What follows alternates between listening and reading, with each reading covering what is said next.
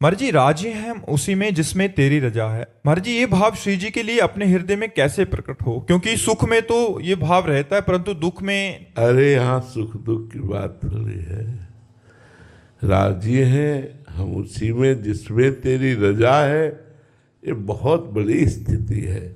ये स्थिति है, ये कोई बुद्धिगत सोच नहीं है।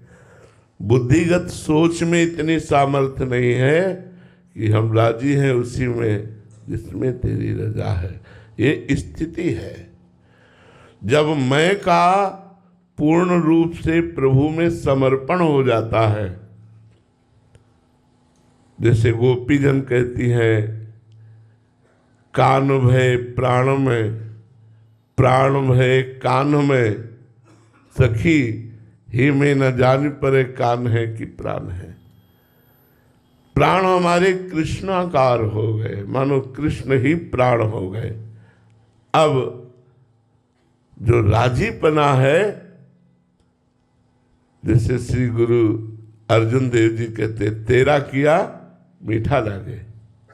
जैसे हरिवंश महाप्रभु कहते हैं, जोई जोई प्यारो करे सोई मोहि भावे।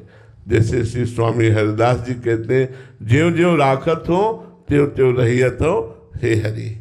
ये बहुत ऊंची स्थिति है। जब अहम का समर्पण हो जाता है, जीवत्व भाव नष्ट हो जाता है, केवल कृष्णाकार वृत्ति, तब हम उसी में प्रसन्न रहते हैं। जो हमारे प्रभु का विधान रहता है, वो दुख सुख की वहाँ गणना नहीं होती, वहाँ दुख सुख की गणना नहीं होती, वहाँ प्रभु के विधान की गणना होती है। ये बहुत बड़ी बात है, ये बहुत ऊंची स्थिति है जिसके हृदय में आ जाए कि हम राजी हैं उसी में जिसमें तेरी रजा है। ये बहुत बड़ी बात है। इसकी तो भीख मांगते हैं हम भी, इसकी भिक्षा मांगते हैं प्रभु से कि हे नाथ, ऐसी सामर्थ्य दे दो कि आपके विधान में क्यों में न लगे और मन राजी हो जाए।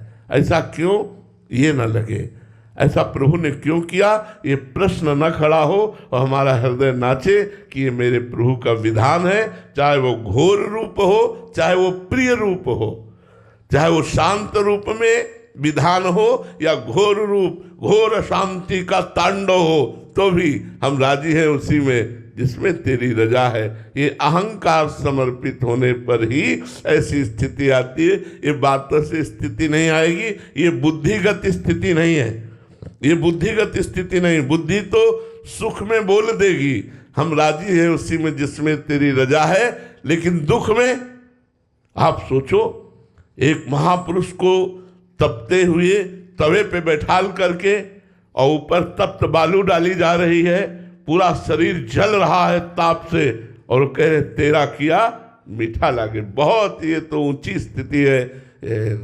आरे से चीरे जा रहे हैं और मुस्कुरा रहे हैं। विष का प्याला मीरा जी के सामने भेजा गया, पी गई। हम राजी है उसी में जिसमें तेरी रजा है। अपने अहम को जब तक भगवदाकार नहीं कर दिया जाता, जब तक पूर्ण समर्पण नहीं कर दिया जाता, तब तक ये बात नहीं। आप सोचो, तुम दुख सुख की बात कर रहे हो, अपने धर्म के लिए गर्दन कटवा रहे हैं, लेकिन हम राजी हैं उसी में जिसमें तेरी रजा है।